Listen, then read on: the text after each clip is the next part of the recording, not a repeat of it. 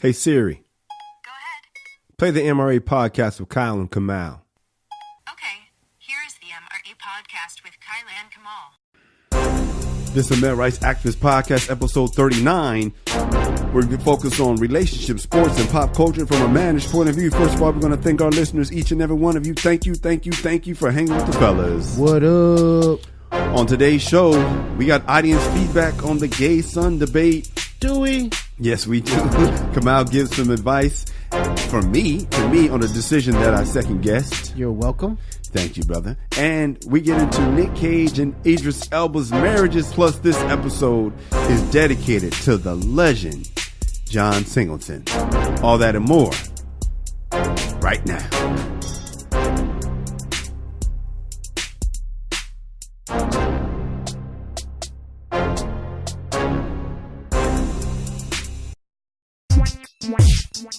This is MRA podcast with Kyle and Kamal. I am Kyle. I am Kamal. We're 7 relationships, 1 listener at a time. We got some feedback on me. Oh, really? Yeah, man. Rod the guy from AZ hit us back. You know, last week he did the controversial D Wade gay son email. I think I remember something like that. Yeah, you remember that? Okay. Listen to the show last week. The Dear Irby letter was skimmed over. Kamal mentioned he wouldn't want his son committing suicide if he were gay and his pops didn't have his back. In both cases, this sounds like mental illness. Yes, gay is a mental illness. Here's why. You're identifying and acting on something that you physiologically are not. This is no different than a pedophile saying, in my mind, I'm a child, so I should be okay to sleep with children. This would never be accepted. I would be labeled a crazy or mentally unstable. I'd get the R. Kelly treatment. This opens up too many doors to other things, gay probably being the lesser of the evils.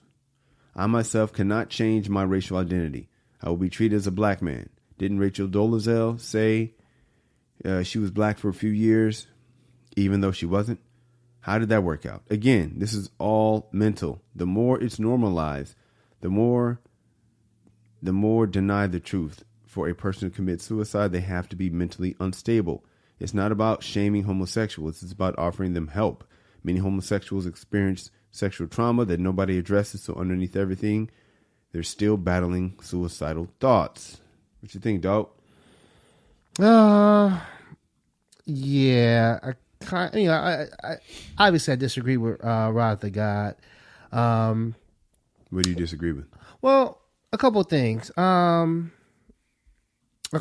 Well, first of all, about the his comparison to being like a pedophile. Yes, I don't agree with the premise because he says like if he was a pedophile psychologically, he thinks he's a child, so he's attracted to like other little boys or something like that. Mm-hmm. So that would mean he's a mental illness. I think if psychologically.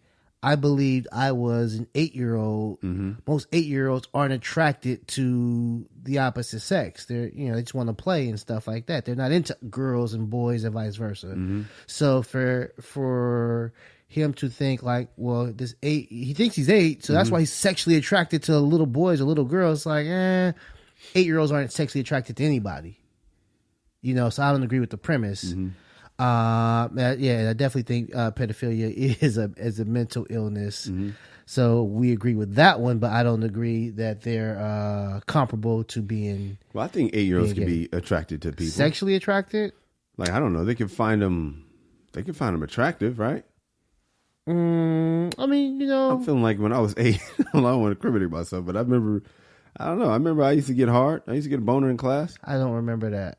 Yeah, I definitely. I know I was into girls. Yeah, I knew I was into girls. I told you my son is 6. He got a girlfriend. Yeah. I ever tell you he got her back? Oh man, you didn't share that. All right, we put a pin in that, dude, because we got to address Rod the guy. So I don't agree with the premise. And the second thing about homosexuality being a mental illness, well, it hasn't been diagnosed as such. Mm-hmm. Is being a pedophile a mental illness? I think something has to be off. Yeah. For an adult to be attracted to a child. something has to be off. And I guess Rod said, well, in his opinion, something has to be off for a man to be attracted to another man. That's logic. Yeah. Even though, I'm going to let you get in, then I'll get in. No, I mean, it's one of those things, man. I don't know. I do not know. Yeah. I know pedophilia is a crime. Yeah. That's Homosexuality used to be a crime. right. I know it's a crime. Mm-hmm. It's not a crime for two dudes to link up. Used to be. Well, Punishable by death. It's not. And pedophilia used to be not a crime. That's the weirdest. I know. There was a time when dudes was banging young boys and it wasn't no thing. Right. It was a rite of passage in some cultures. Wow. And there was a time when, grown men was having sex with 15-year-old girls. Why do you think they made a law? Because they was, you know what I mean? Just naturally, if you just talk about just logic, right? Mm-hmm. Naturally, her body, she's ready to have babies at a certain age, right? Mm-hmm. Her body is ready. Her mind is not, but, the guy's like, I don't care. Like, that's actually an advantage. Because she's dumb. You know what I mean? So it's like technically you could understand why an older man, what she's looking for is stability. Yeah. He's got that. You know what I mean? I bet you back in the day, guys were having a field day having sex with 15-year-old girls. Well, I think they were wifing them. They were basically going from I think there was a time when they weren't even wifing them. They were just running through them, and then that's why the Bible made you wife. You mean like back? I'm talking way back in the day. I'm saying back in the day, the Bible made you wife them because dudes was probably just running through them and punting. You know what I mean? And so it's like I believe there's a natural attraction from older man to younger woman, and I believe the law had to step in to say. Because to me, if you like a 17-year-old girl or 18-year-old girl who's legal, you'll have sex with a 16. Like I'm not buying it. If you're 40 and you're having sex with an 18-year-old girl, I think you'd have sex with a 16-year-old girl. Well, in certain states, I think 16 is the legal age. It's the legal age. So I'm saying, so if you're having sex with a legal 16-year-old, you can't tell me you wouldn't do it with a 15 or 14. Well, that's the thing about the legal stuff. Like it's legal in certain states. Like 16 is the age of consent, right? Yeah. But like in California, it's 18. Uh-huh.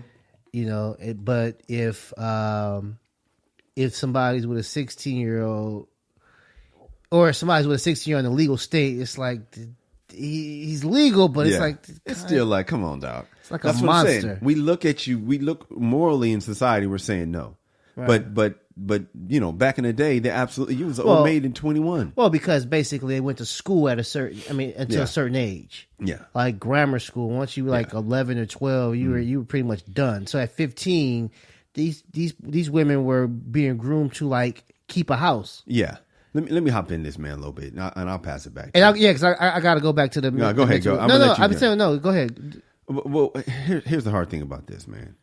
This is a really touchy subject because regardless of how we feel, we live in a society that doesn't feel that feels that there's a certain amount of rules, and if you don't agree with those rules, you can get yourself in a lot of trouble. Yeah, you can lose your job, you can lose all the things.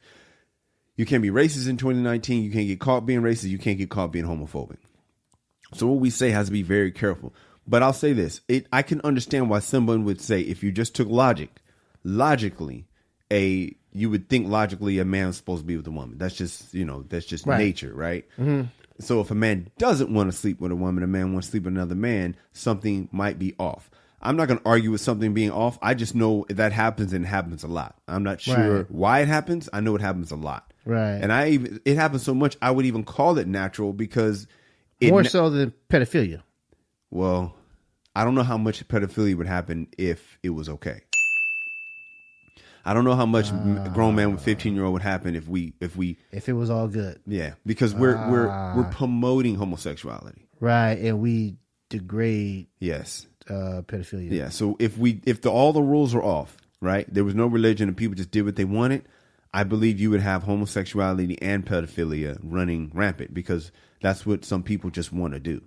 But I think the part where I disagree with Rod to God is what do we do about it, right? Because if your kid is that, let's just say he is mentally ill, right? Mm-hmm. And let's just say him wanting to commit suicide is also mental illness, which is a good point. Let's just say if the kid is gay, he's mentally ill. I don't believe you can fix that. That's where I go. That's my thing. I don't believe it can be fixed. But just like if you like young girls, it's not being fixed.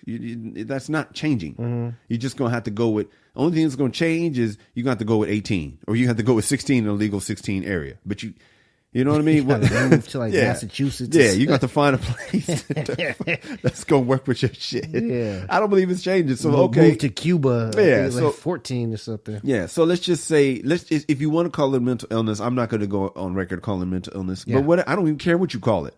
My thing is, what do we do once we know that that's the issue? Yeah. And I think so. I agree with you, Kyle. And going back to like Rod the guy, your initial Dear Irby letter was about Dwayne Wade's son. Yes. And Dwayne Wade celebrating the son. Yes. And listen, man, like suicide, I don't think necessarily is a mental illness or suicidal. Now, like a lot of times, like people are clinically depressed. Yeah. That's a mental illness, and like they just no matter what's going on in their life, they can't believe anything's gonna get better. That's not what we're talking about. Okay. We're talking about like some children, some school-aged children who are getting bullied, teased for what they feel is natural for them. Yes. And society's telling them like these things, especially back in the day. And if they're in the church is telling them one thing and it's going against their feelings. And so the bullying can definitely cause not mental illness, but like suicide, because these are children. Yeah. They don't know how to express themselves. They don't know to go to a therapist and talk that stuff out. Yeah. They don't know. What they know is it is hell being them. Yes. And as long as I'm alive, I am not going to contribute to that hell. Hey guys, I want to take this time to ask you to subscribe to The World According to Cheryl. That is Cheryl Underwood's podcast. It's hilarious, and I'm on it. Kamal, Tanya from Houston asked us to really save relationships one listener at a time by helping men know how to be better men to their women. And this is all stems from that Jill. Jill. It started with Jill. Jill is a Jill's emails made a lot of big difference. She is the Kaepernick of like. Oh my gosh, hilarious. Jill has started some shit. Yeah. So basically through Jill and through your wife responding to me, calling me and telling you, your wife be manipulating, man. Your wife is a puppet master. Okay. Geppetto. So, yeah. Whenever she calls me, I should know I'm about to get work, right? Because she's producing from miles away, and then she works you. Yeah. And then Tanya calls in or emails in, and then your wife chimes in about that, which we didn't bring up, but. So now the women are starting to circle the MRA podcast. And I don't want them influencing the podcast too much. Yeah. But they're still listeners. Yeah. So and I'll say that in this one, they have a valid point. so I've been challenged to help men really save their relationships, right? Yes.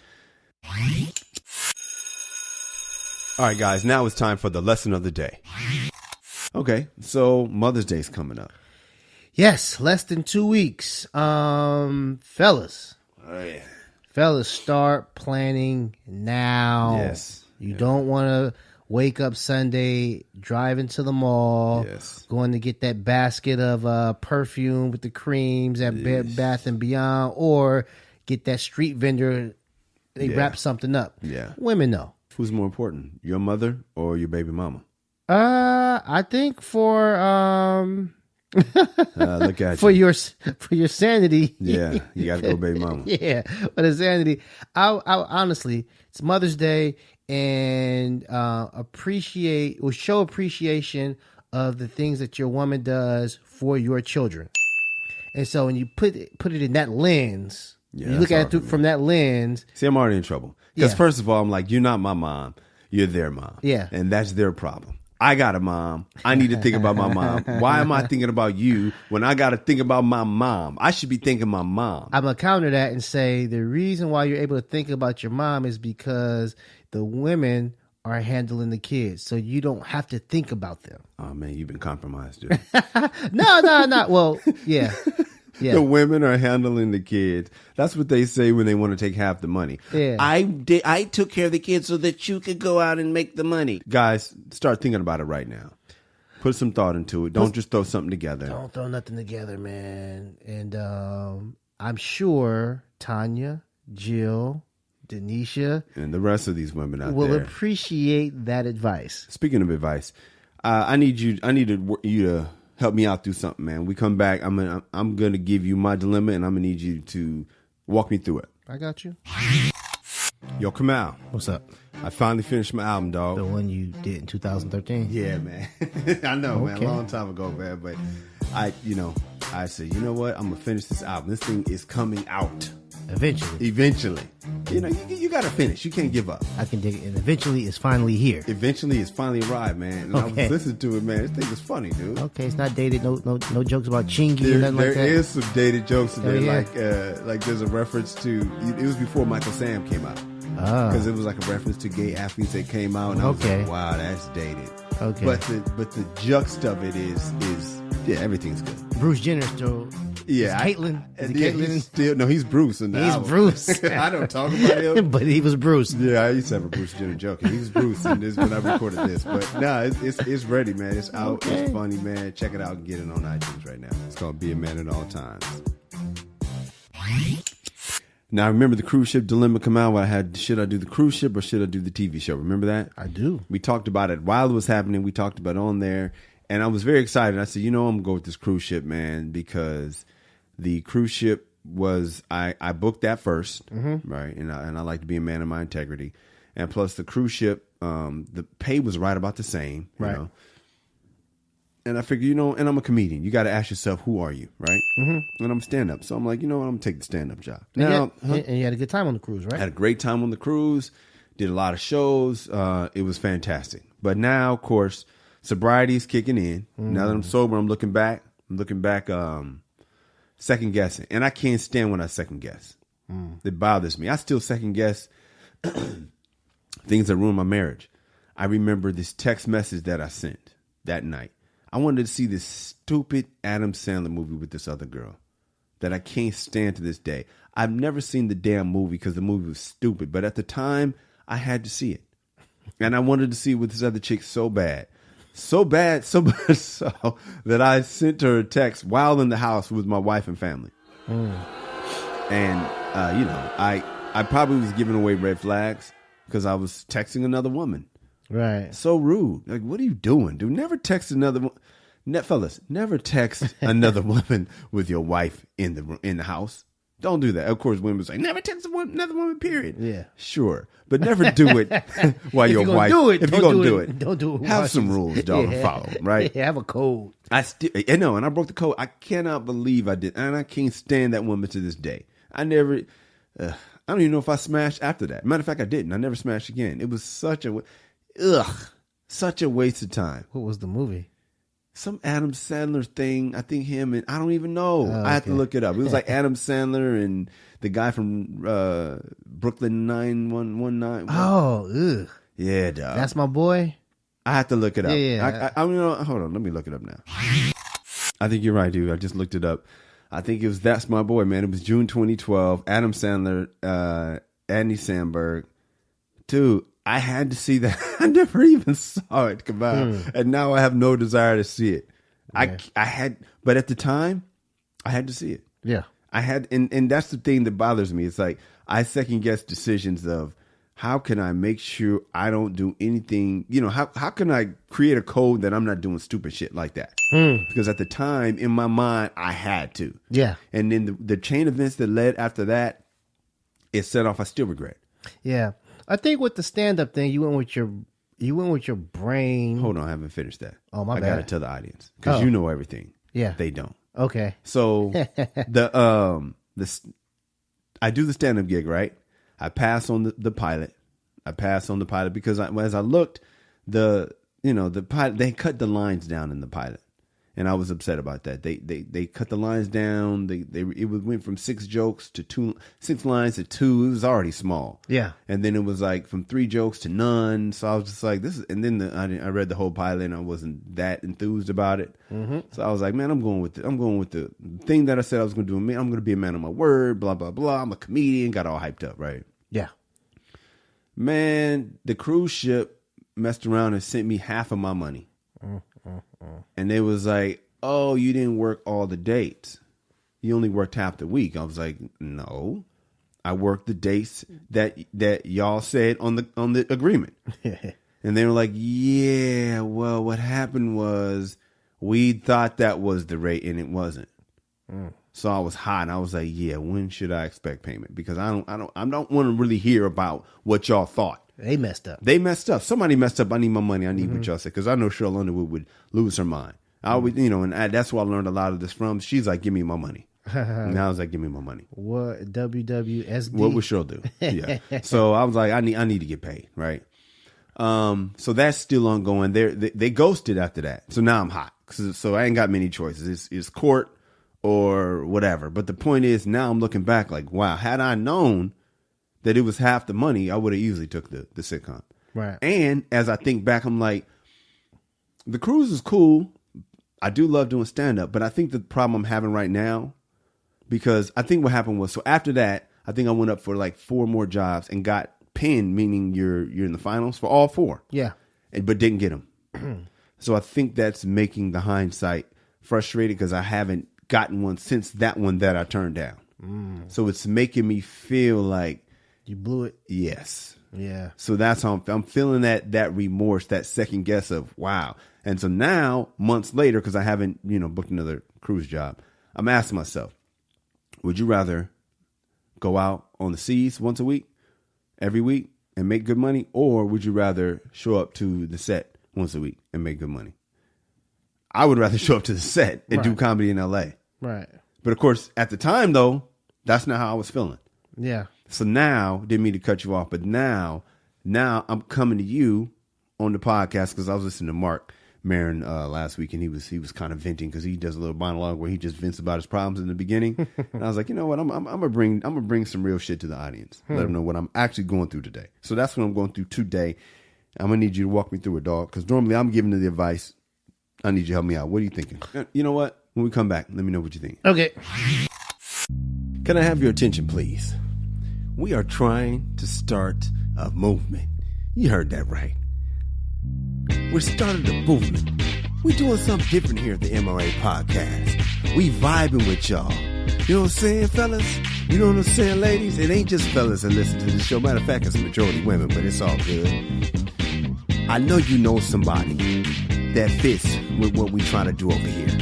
So all we need you to do is send it to them. Tell a friend. You know what I'm saying? That somebody know how we get down here at the MRA show. It's really called the podcast, but I just wanted to rhyme no and show. Kamal, this Nicolas Cage story is hilarious to me, dude. It's ridiculous. This dude got married. He stayed married for 4 days, dog. 4 days. I can't believe he was married and filed for divorce in 4 days. Annulment. Yeah. Yeah, I'm like, dang, dog, that's ridiculous. Your marriage is gone in 60 seconds, homie. And then the trip as his wife wants alimony after 4 days of marriage. Let me tell you how crooked this is. She doesn't want to be married to Nicolas Cage. Does not. She doesn't want it annulled. She wants a divorce so she can get spousal support. She does not want to be married to this man. So it's not like she's fighting to keep them together. No. She don't want to be together. No. But she feels it should not be annulled. She wants a legitimate divorce so she can get her lawyer in there and get some dough from this man. That's amazing. That is amazing. I hope the courts do not side with this woman. I hope they do. Yeah? You know why? Why? Because it just reveals their wickedness, man. I'm gonna be like you. I want to hear their bullshit reason when they do. Right. I just want to know, because this whole alimony thing has gotten out of hand. It started from a good place. These women did not have a job. Yeah, the man was providing, and then the man was probably being a man, fucking bitches, being abusive. Back in the day, they was whooping ass. It was all kind of shit going on. Yeah. And the wife couldn't leave because she was stuck financially. So the court stepped in and said, all right, you can leave and we'll make sure you got you're not going to starve. Yeah. Especially, and back in those days, guys weren't single fathers. So she kept the kids too. Yeah, exactly. So it was going to be like, all right, cool. But then it evolved to some bullshit, dude. Because they took the letter of the law and lawyers did the lawyer thing, and they warped it and they bastardized it. So society changed, but the law didn't. The law did not. And not only did the law not change, they took advantage of the law and they worked it. So now women like this, and she's literally saying, he affected my ability to work. Bitch, y'all was together for 1 year. Nigga, The fuck are you talking about? 1 year? Yeah. What was your job? Fine. Just pay her year's wage and get her the fuck out. Yeah. Whatever she was making, just give her year's money and get her the fuck How out. much was she making? Yeah, and I'm pretty sure it wasn't like millions and millions of dollars. No. Yeah. And then she says that her name's been ruined. Yes, it has. It has. And guess who did that? You did that to yourself. Because this is and she caught Nick. You know what I'm saying? She's a younger woman. Nick, Yeah. you know what I'm saying? She's probably at least 25 years younger than Nick. So Nick was... Wait a minute. Are we back to the pedophile thing? Huh? Are we back to No, Nick's like in his 50s, so... You know How what old is I'm saying? she? She looks like she's in her 20s, maybe early 30s. Yes, I'm just saying. Yeah. But, you know what I'm saying? She took advantage of Nick being like the old guy who is still trying to hold on to that Young ass. right. Yeah. Like he's oh man, that feeling that he's still attractive to younger women. He's still holding, and she's taking advantage of that clearly. And Nick fell for it, got married, woke up, realized what the hell, especially once his business people start talking to him, his lawyers, his accountants, like, wait, what? You got married and you didn't holler at us first? Yeah. Come He on, was man. in love, man. Yeah, he was in love. Well, he thought he was in love. Yeah. He thought, and this is one of those things where Nick used the heart Yeah. and not the brain. Yeah. The brain would have told him, if I'm considering this, I need to talk to my team first. Yeah. And what do you think she was saying? You don't need them. You have me, and you'll Right. have me forever. Right. Really? Right. Yeah. Does it ever make sense for a celebrity to get married, though? A male celebrity? I believe it does, but it's tricky. Wait, when we come back, we got to talk about, because Idris Elba, legend, he tied the knot.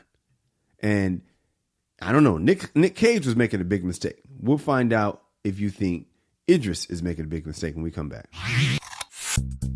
Hey, what's up, man? I just had to take a time away from the podcast to let you know, if you want an MRA hat, you can get you one.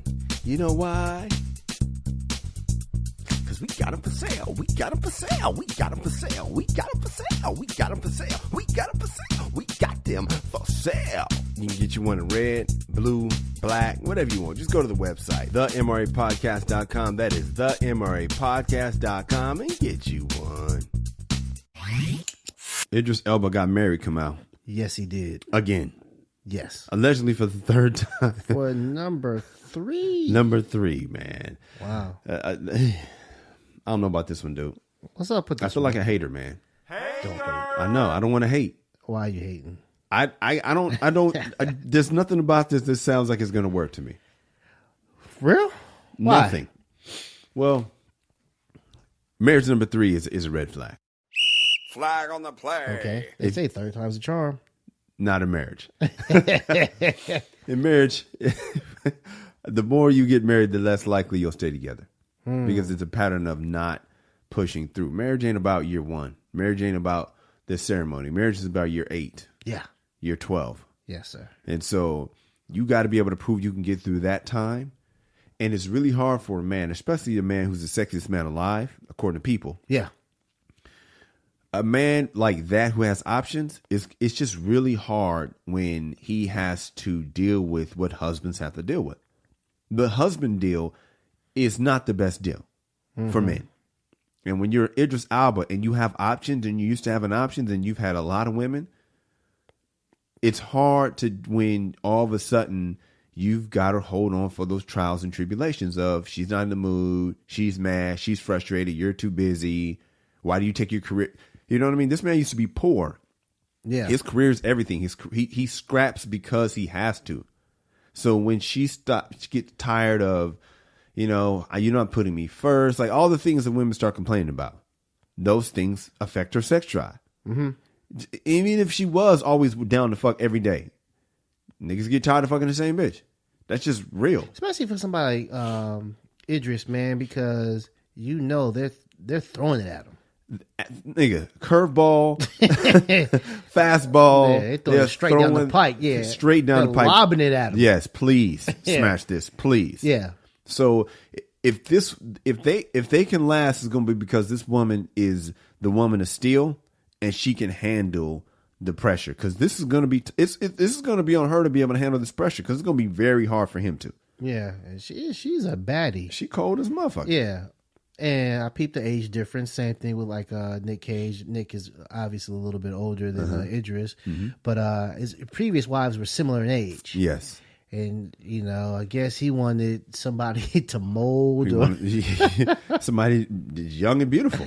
Yeah. If I'm gonna be doing this, it's going. If I'm gonna be doing this for the next 5 to 7 years, you might as well be young and beautiful. Yeah, you know what they say? Like, I forgot who said it, but it was some lifelong playboy. It was like, it was in the movie. I think Dazed and Confused. I think Matthew McConaughey's character said, I'm paraphrasing, like he keeps getting older, but his taste in women don't. Oh, that's funny. He likes them because I think he was out of high school. He came around still. Yeah. Like he likes them at this age, and it never changes. Yeah, it's nature. Yeah, so I think like Idris, man, he might, if this one doesn't work out, I wouldn't be surprised if this next one is around 28, 29. Well, here's the problem with Idris, man. I see a lot of similarities with me and Idris, meaning he's a homebody. He don't like to hang out. He likes being at home.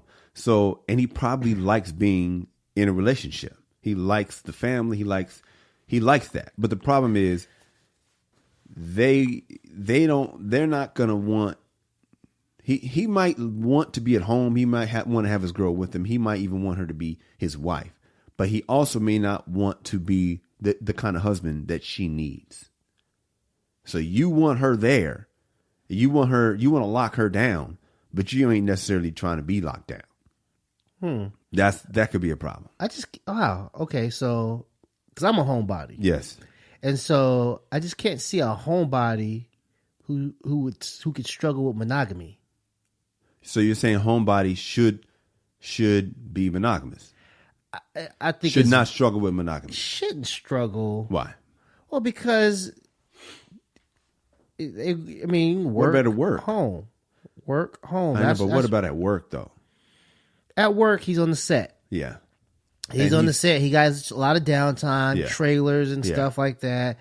I got you. So a homebody for an actor really ain't a homebody because he's going to spend maybe like, especially a working actor, a big time working actor, maybe 3, 4, 5 months out of the year away from home. Yes. I got you. When you're home, you want your wife there. You want your family there. But when you go to work, you don't necessarily want her come with you to work. You need a break from her. Yeah, and honestly, that's not always feasible for her to be with you at work. Yeah.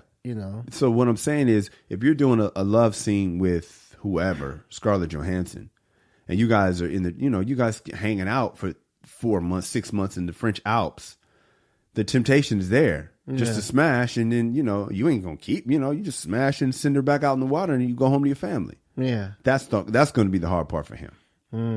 That's the hard part.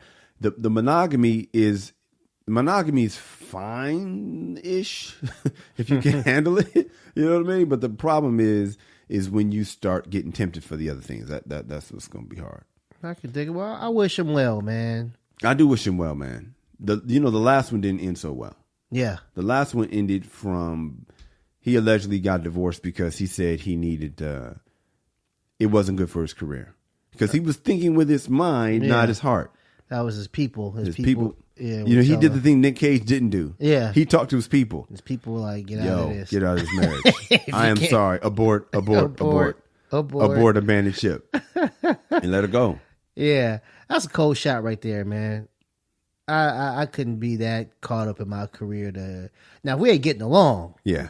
That's one thing. But if it's strictly for this ain't working out for my image, I don't think I can be that guy. But sometimes you got to be cutthroat, man, to be great.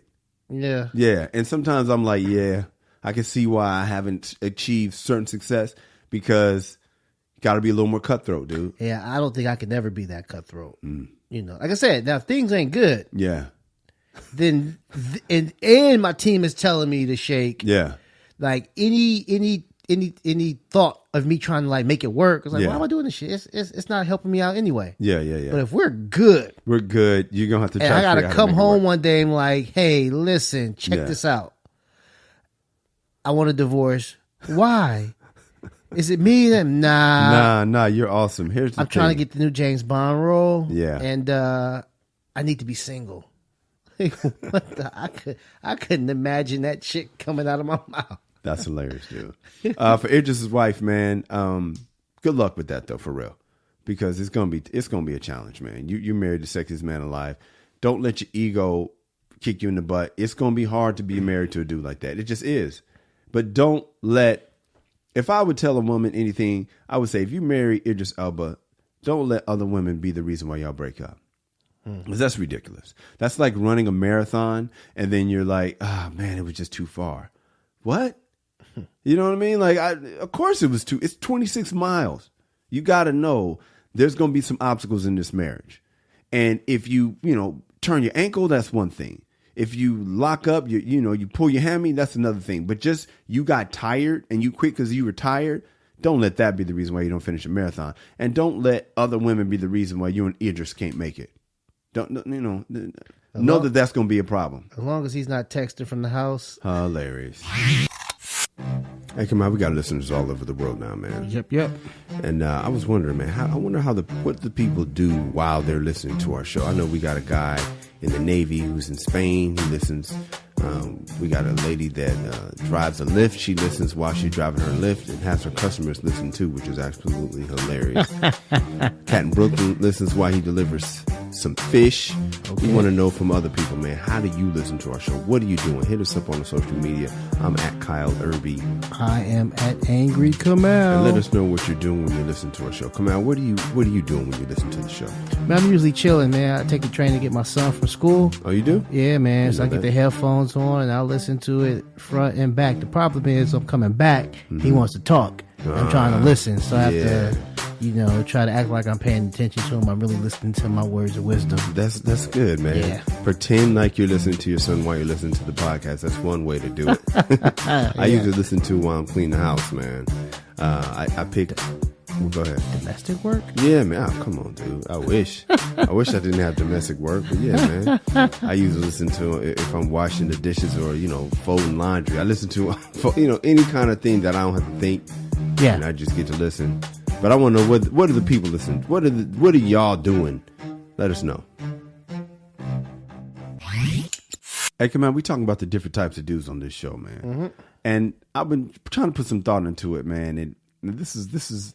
I came up with a list of 3 different types of dudes. You ready? Okay. Yeah. All right. So we got the provider, right? That's the old school man. That's my grandfather. My grandfather. Yeah. Went to work. Right. Coal miner. Remember we talked about it? Yeah.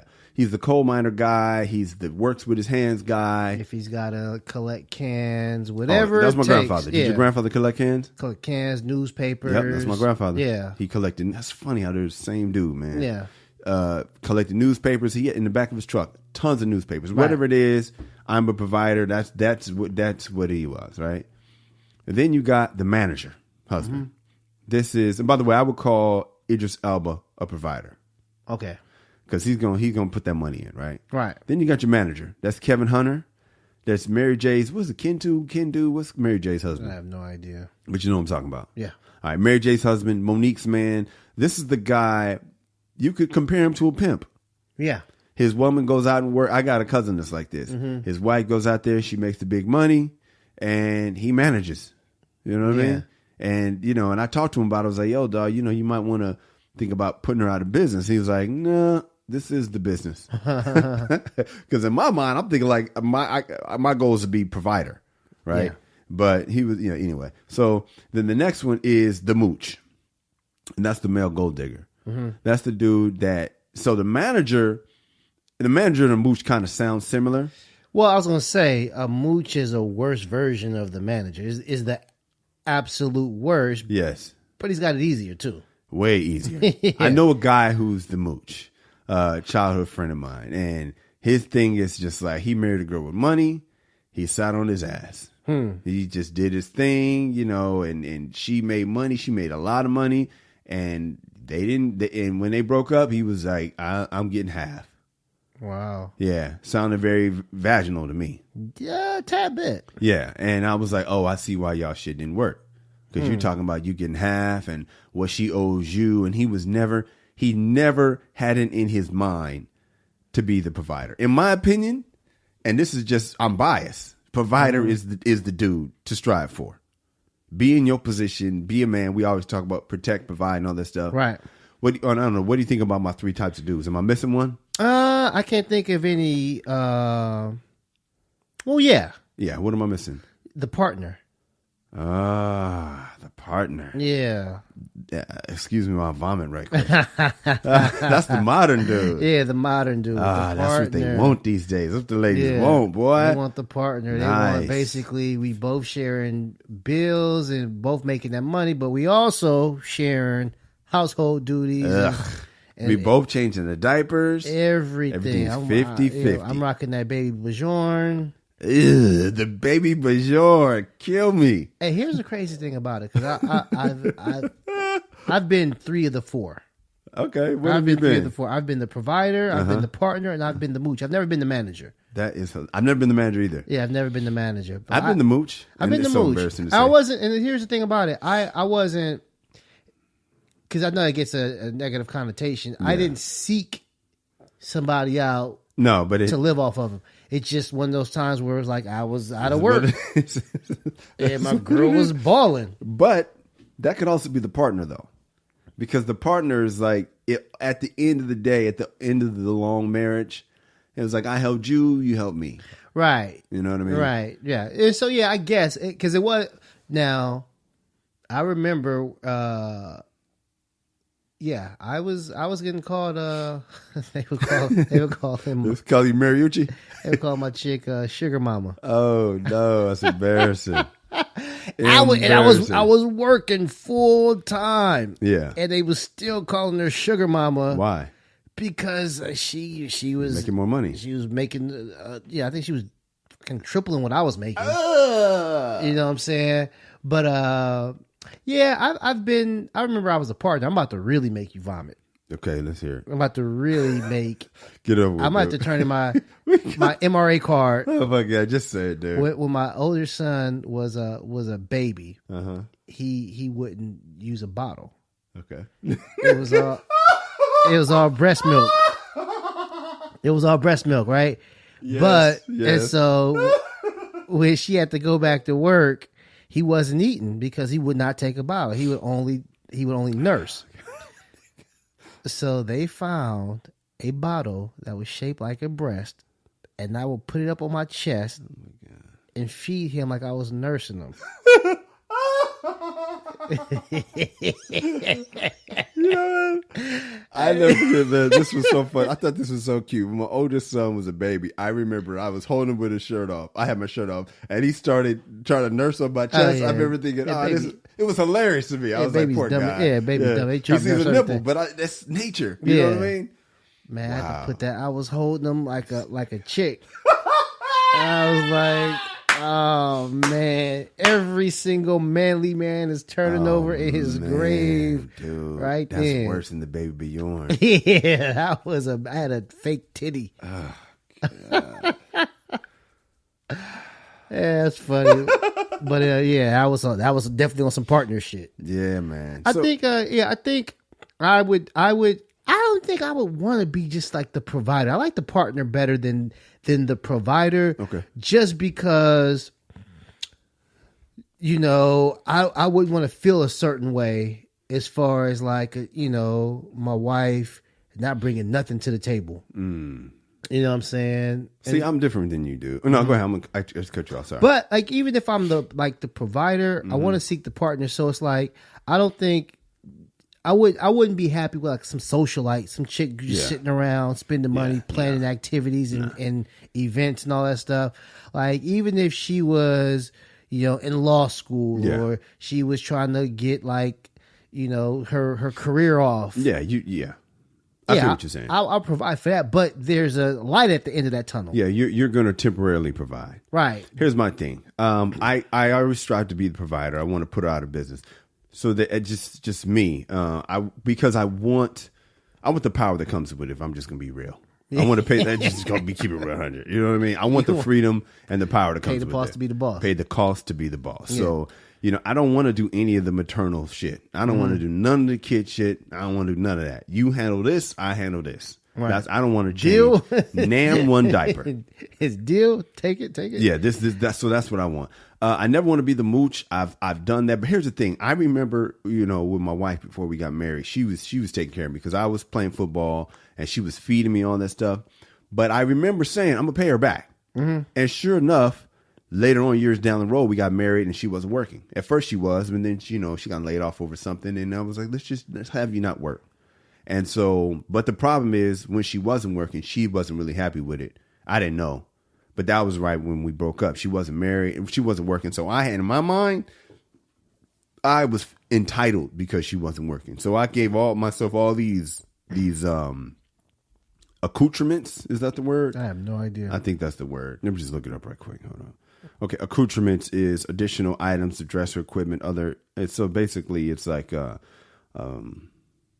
equipment, stuff, apparatus. So yeah, accoutrements is basically I gave myself extra benefits in my mind because I had that job. Okay, that's the danger of being the provider. It can lead to entitlement thoughts of what you deserve. Mm-hmm. And so I was getting into what I deserve from that, and I own that. I've never been the manager. I don't like the manager thing. It just I'll help you, but I would rather just. And I don't want to be the partner. Hand me to my wife so we can get out of here. The reason why I don't like the partner is because I don't want to be stuck. That's why I like being the provider. Less stuck. If we're partners 50-50 and I'm done with you, I can't leave because I can't afford my rent. No, I got you, but I'm saying not necessarily because here's the thing about it. Even if, let's say like Idris, Elba, he doesn't need his wife's money, but his wife is like, she was a model, and if she wanted to continue her career, it's like that's a partnership. Yeah. Like, and at the end of the day, if he had to leave, she can fend for self. Yeah, I guess I don't want you fending for self. If we're done, your ass. Remember R. Kelly? You want them still connected to you somehow. Listen. R. Kelly had the power to tell that bitch she couldn't eat for 3 days. Uh-huh. Yeah, I thought that was whack until my girl got smart with me. I was like, I sure do wish I could tell her she can't eat. Are you yelling at your radio right now? What the hell you saying? You wrong, Kyle. You wrong, Kamal. Yeah, or right. That's what I'm talking about. Word. Yeah. Hey, then tweet us. Stop what you're doing unless you're driving. Stop what you're doing. Hit us right now. Respond to us. Just talk to us right now. Let us know how you feel. I'm at Kyle Irby. I'm at Angry Kamal. Or you can hit us both at the MRA Podcast and let your voice be heard. Yeah, man. So we'll read it. We might even respond. And you just might hear it on the show. Yeah, man. Be a celebrity for a day. Yeah, so man, just stop what you're doing. Hit us up, man. You'll get a response. Yes, sir. Let's get into this Dear Irby letter. Let us. Dear Irby, I have 2 girlfriends. They don't know about each other. I love my number 1, but she gets on my nerves. We don't have fun like we used to, and we have become that, quote, married couple. We never have sex. We don't seem to like each other. We are just going through the motions and taking care of our son. She seems to only think of herself, and I hate that about her. Okay, my other girl is awesome. She puts me first, and I can tell. Whenever I see her, she is happy to see me. The sex is awesome, and she seems to, quote, get me better. What should I do? Should I bench the starter and go with the backup, Clyde and Temple City? What do you think, Kamal? Well, this is a tough one. I mean, I know it might seem like a slam dunk, but it's a tough one for me. Because here's the thing about it. Well, because it's his first girl, ordinarily I would say do not bench the starter. Okay. Do not go with the backup. Mm-hmm. Because the backup is good, is excellent as the backup. Yeah. That's all you know her is as the backup. Yeah. She's awesome. She's into you. Mm-hmm. God forbid you guys have a kid and you want her to be maternal, but she's just into you. Mm-hmm. That's going to be a problem for you, Clyde. That's going to be a problem for you. And I'm assuming if you start the backup, now you have to spend more time with this. So all this awesomeness and the sex, it's probably going to wane a little bit. It's going to leave a little bit because you don't see her that often. And so when you see her, you guys make the best of it. Yes. But seeing her all the time, it's not going to be what you think. The grass is not always greener on the other side. Mm-hmm. So ordinarily, I would say stay with your starter. But it seems like even if you didn't have the backup, the starter is selfish. You guys, you don't have fun. You guys aren't having sex, and you guys don't seem to like each other. I think that's ground to bench her, period. But I don't know. I wouldn't say bench her for your backup. You dig what I'm saying? Yeah. Let me tell you. I'm gonna tell you mine when we get back. Hey, if you're enjoying the podcast, do us a favor. Tell a friend. That's it. Costs you nothing, helps us out, and gives your friend some entertainment to make that commute a little easier, or gives them some company on a workout, or while they're cleaning the house, so it helps them out, helps everyone out. All right, so please subscribe, leave a positive comment, and share. I got a lot of problems with this one, Kamal. What's up? Not to diss Clyde and Temple City, but let me just say, I have 2 girlfriends. They don't know about each other. Okay. Be careful. Just make sure you know the rules. At least make sure that there's a starter and a backup. Make sure the backup knows the score, or you're in trouble. All right. Don't make them both think they're the starter. That's the first red flag I see. And hopefully, even if your starter has a deal, hopefully you have a deal with your starter where she knows who you really are, but she just kind of has the keep it out of my face rule. Yeah. Because you don't want to have your starter thinking you're somebody that you're not, because that's another problem. I love my number one. She gets on my nerves. We don't have fun like we used to. We have become that married couple. We never have sex. We don't seem like each other. We're just going through the motions to take care of our son. She only thinks of herself. I hate that about her. Other girl's awesome. She puts me first. I can tell the blah, blah, blah. Whatever. Whenever I see her, she's happy to see me. Sex is awesome. Blah, blah, blah, blah. What should I do? Should I bench my starter? Okay, this seems like you think it's so obvious that you should bench your starter by the way you're saying it, Clyde, that I'm not falling for this bullshit. I'm not falling for it, dog. You're doing the thing where you're like, okay, here's the scenario. This girl sucks. This girl's awesome. What should I do? Nigga, why you asking me? Why you asking me? Well, he wants validation. You already know. It's already obvious what you should do. So what I really want to know is, what's the real issue here, dude? Because it's obvious that you should bench the starter, but you're not. This is not even, why would you not bench the starter? So there's other things. You hate that she's selfish. Okay, that comes with some good shit too. What are you forgetting that you love about her? And the backup, me and Kamal, we had this conversation one time. Remember the time you told me about Vince Young? Yeah. Not Vince Young, Vince Evans. Yeah. Raiders backup. Everybody cheers for the backup. Right. They love the backup. But dog, your backup is tight because she's the backup. Right. She's not getting no reps. Right. And it doesn't look like y'all have a kid. You got a kid with the first one. That'll wear y'all down. Yeah, that's tough. And the fact that y'all not having fun anymore, that's not her fault. What are you planning? And I'm convicting myself because I'm being such a hypocrite because I don't plan. And what did you guys used to do that you can't do anymore? Yeah, I bet you're not doing what you did. I guarantee you're not planning any fun activities. Yeah. I guarantee you, it's boring now. But please don't think the backup is the savior, because she's not. No. She's not, dude. And if you put her in the starting position, she'll be just as boring as the starter was. So Clyde, I'm concerned with you because I've gone through this before. Please don't think that the backup is better. She's not. She just has an easier job. She's got a much easier job. Yes. So if you did it right and you set it up and the backup knows the score, just let her play backup and let her relieve you from your annoying ass starter. Your backup is Ryan Fitzpatrick. Yeah, he was fucking awesome in the Tampa Bay Buccaneers, wasn't he? Yeah. But would you want him starting for you? Yeah. Then once teams found out, once they got used, once they considered him to be the starter, Nick Foles. We're about to find out about Nick Foles next season. They understood he wasn't what he was. What he seemed to be cracked up to be. He wasn't. No. And so your backup looks great in limited minutes. Yep. Just like every backup looks great in limited minutes, man. Don't throw out your starter, man. Your starter design, you probably have her starting for a reason. And your backup, if she knows the score, it's hard to find a good backup that knows the score. So sometimes you have to play backup just because you can handle backup better. Yeah. And sometimes you just got to let people play the position they do better. If you got a good backup, let her do her job. Yeah.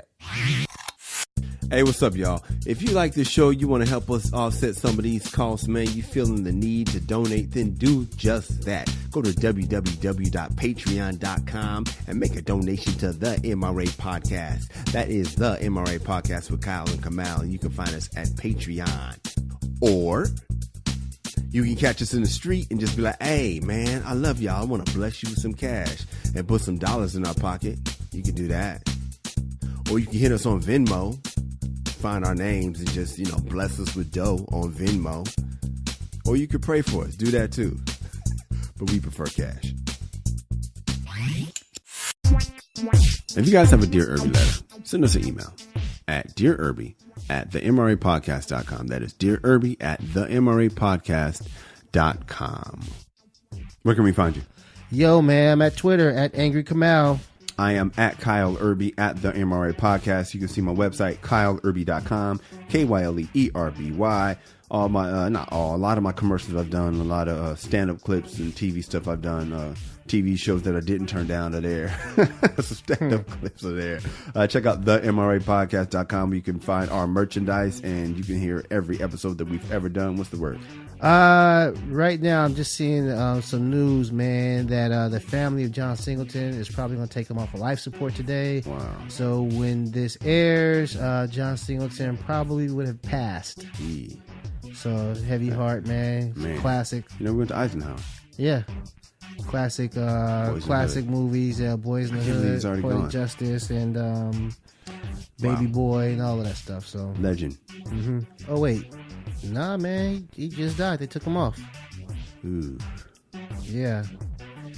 So John Singleton, director of Baby Boy, Boys in the Hood, Poetic Justice, the second Fast and the Furious, and the Four Brothers.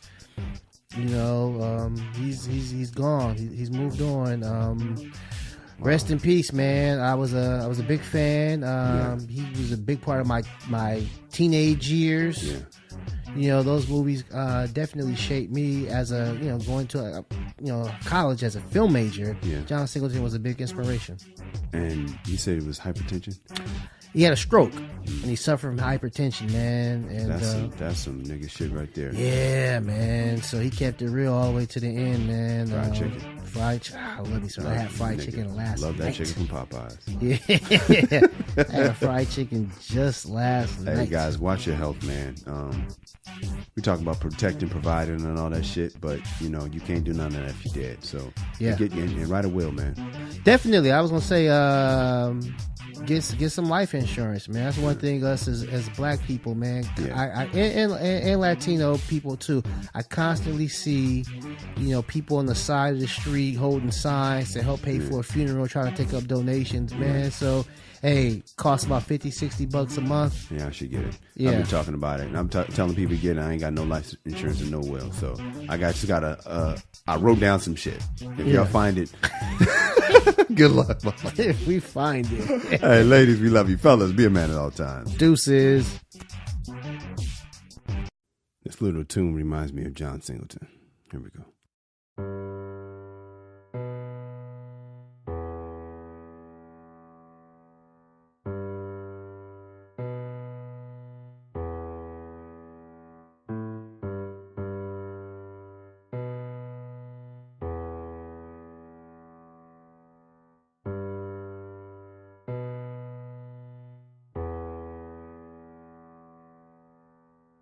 MRA. You two always tell me exactly what I need to hear. That is my favorite podcast.